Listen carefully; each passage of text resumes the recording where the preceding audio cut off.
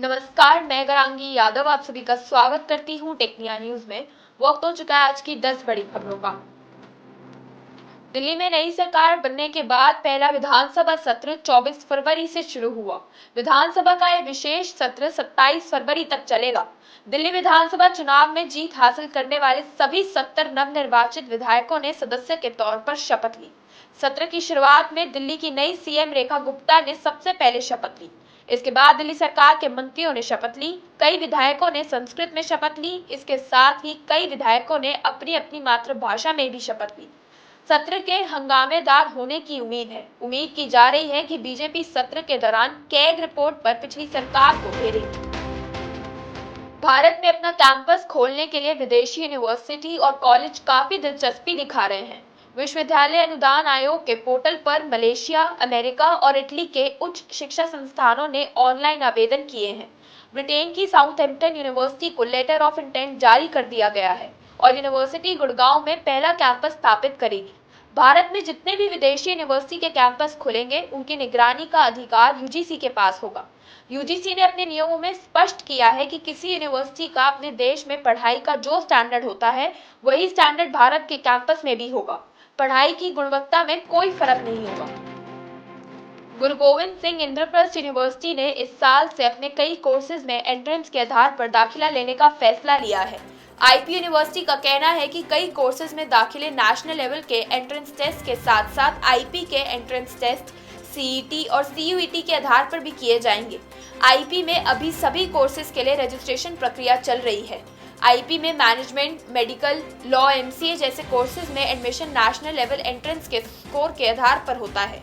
इसके अलावा 52 कोर्सेज के लिए आईपी सीईटी का आयोजन 26 अप्रैल से 18 मई के बीच करेगा। इस बार कई कोर्सेज में एडमिशन के लिए एंट्रेंस के ऑप्शन बढ़ा दिए गए हैं ताकि स्टूडेंट ने कोई भी एंट्रेंस टेस्ट दिया हो तो उसे एडमिशन लेने का मौका मिल सके।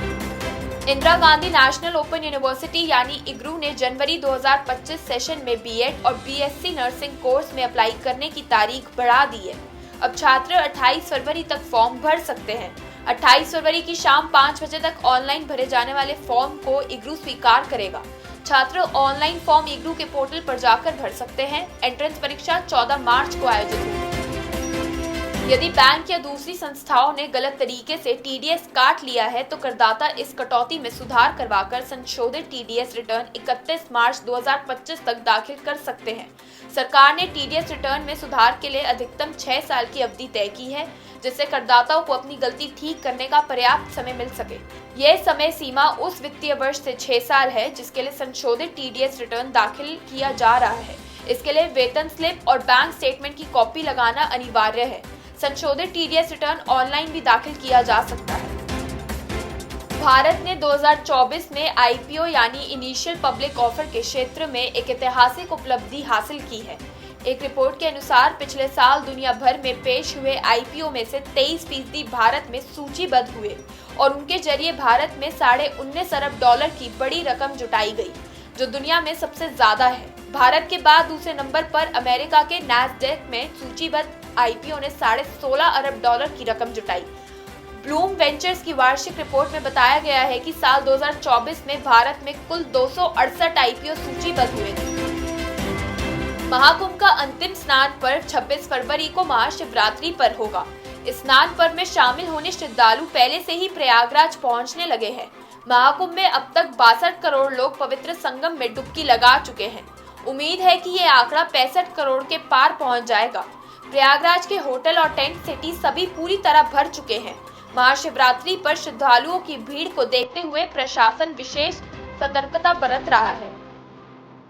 दिल्ली के मौसम में फिर बदलाव देखने को मिल सकता है। मार्च की शुरुआत बूंदाबांदी के साथ हो सकती है। दिल्ली में 27 फरवरी से 1 मार्च तक बूंदाबांदी की संभावना है। इसकी वजह से तापमान 2 से 3 डिग्री तक कम रहने के आसार हैं। हालांकि महाशिवरात्रि के दिन गर्मी रहने की संभावना है। इस दौरान आसमान अमूमन साफ रहेगा और दोपहर के समय आंशिक तौर पर बादल देखने को मिल सकते हैं। भारत ने 2025 चैंपियंस ट्रॉफी में लगातार दूसरी जीत दर्ज कर ली है। टीम इंडिया ने दुबई में पाकिस्तान को 6 विकेट से धूल चटाई। विराट कोहली ने मैच में विनिंग शतक लगाया। पाकिस्तान ने टॉस जीतकर पहले बल्लेबाजी का फैसला किया। पाकिस्तान की टीम 50वें ओवर में 241 रन पर ऑल आउट हो गई। जवाब में भारत ने 4 विकेट गंवाकर ही जीत का लक्ष्य हासिल कर लिया। बॉलीवुड कपल ऋचा चड्ढा और अली फजल की बतौर निर्माता पहली film girls will be girls ने कैलिफोर्निया में प्रतिष्ठित जॉन कैसवर्थ अवार्ड जीता है। इस तरह निर्देशक सूची तलाती की फिल्म ये सम्मान पाने वाली पहली भारतीय फिल्म बन गई है। जॉन कैसवर्थ पुरस्कार प्रतिवर्ष $1 मिलियन से कम के बजट पर बनी सर्वश्रेष्ठ फिल्म को दिया जाता है। फिल्म में कनी कुसरुती, प्रीति पाणिग्राही और केशव बिनोय किरण प्रमुख भूमिकाओं में हैं। ये फिल्म दिसंबर 2024 में प्राइम वीडियो पर रिलीज हुई थी और दर्शकों ने इसे खूब सराहा था। आज के लिए बस इतना ही। देखते रहिए टेक्निया न्यूज, साथ ही साथ चैनल को लाइक शेयर सब्सक्राइब भी करें।